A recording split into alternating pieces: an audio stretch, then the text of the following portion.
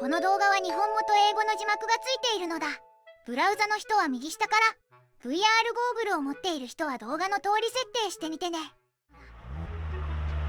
橋でつながっているので、このままロードスターで渡っていけるのだ。ディオ VR ハイパーを使っている人はまだ字幕の対応ができていないので、通常のディオ VR アプリから見てね。ここまで呉の市街地からずっと登ってきたのだ。空気が少しひんやりしてきた気配。この道は灰ヶ峰に向かう3本目の峠。週末は登山の車で混むけど、今日は平日の昼間だからすごく静か。ここから先は左は斜面、右は崖と瀬戸内海。後ろを振り返ると通ってきた道が見えるのだ。 VR だからよかったらぐるぐる方向を回しながら一緒にドライブしていくのだ。標高が上がってきた感じ、風の匂い、山の午後を感じていってほしいのだ。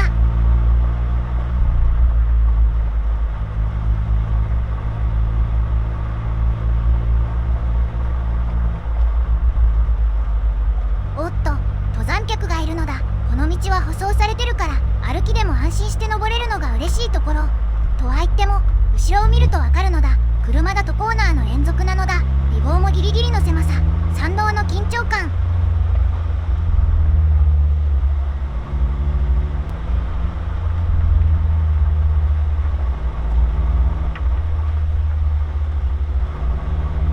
右を見ると時々瀬戸内海が見えてくるのだ。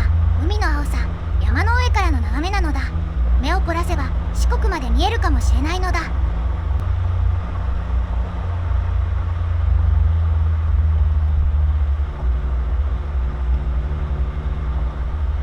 実はこの灰ヶ峰にはちょっと不思議な話が多いのだ。昔この山では事件や遺体の発見が何度もあったのだ。そのせいで心霊スポットって呼ばれることもある。トイレで声が聞こえたり、駐車場で少女の姿を見たって話もあるのだ。もちろんただの噂。昼間に来る分は平和な山なのだ。あれ、みんなの後ろに影がいるのだ。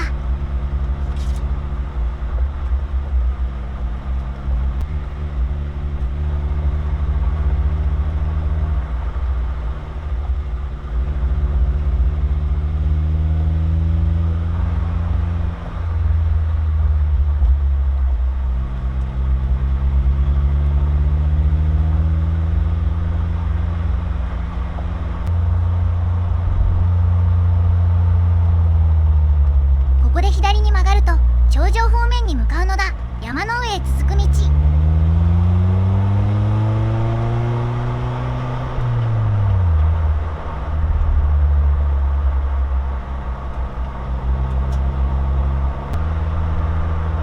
ここからはしばらく海とはお別れなのだ。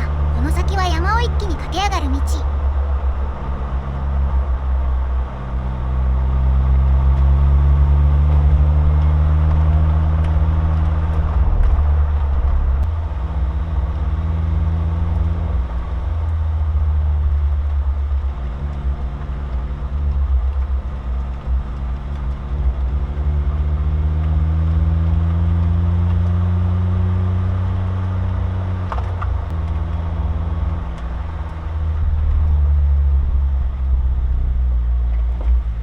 だいぶ登ってきたのだ。右を見るとまた海が見え始めるのだ。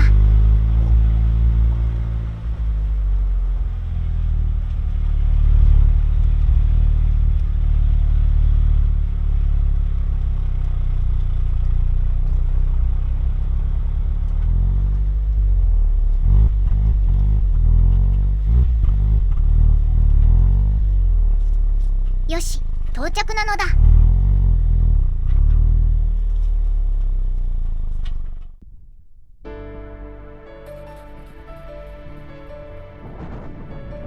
灰ヶ峰は呉市の山の中でもトップクラスの高さ。標高は737メートル。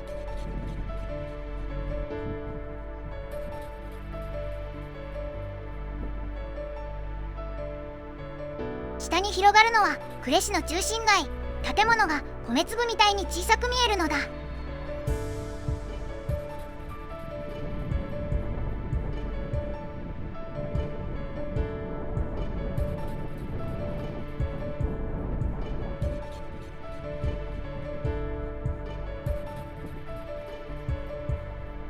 展望台の方へ行ってみるのだ。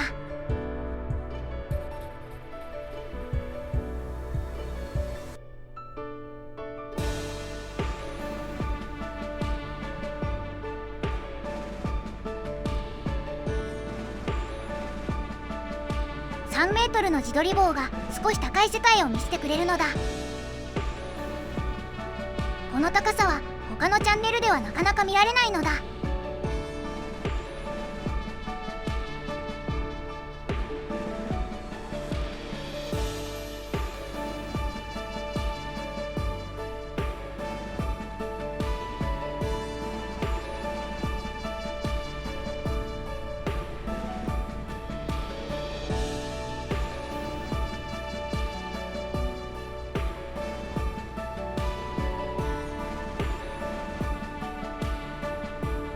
右の奥には広島市が見えているのだ。呉市の中心街と広島市の中心街を同時に見られる場所はここか江田島くらいなのだ。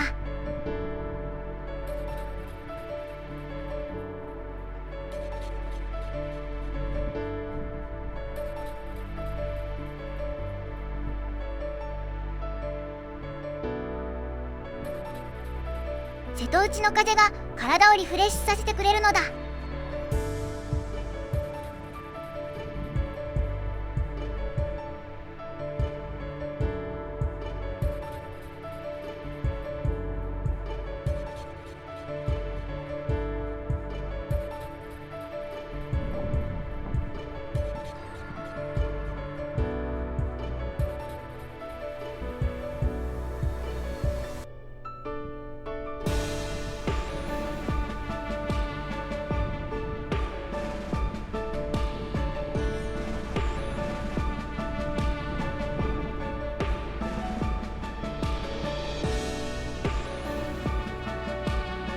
今日は呉市の街と海を一望できる景色を楽しんだのだ。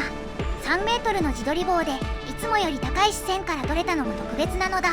もし気に入ってくれたらチャンネル登録と高評価をしてくれると嬉しいのだ。それじゃあまた次の景色で会うのだ。このつもりね。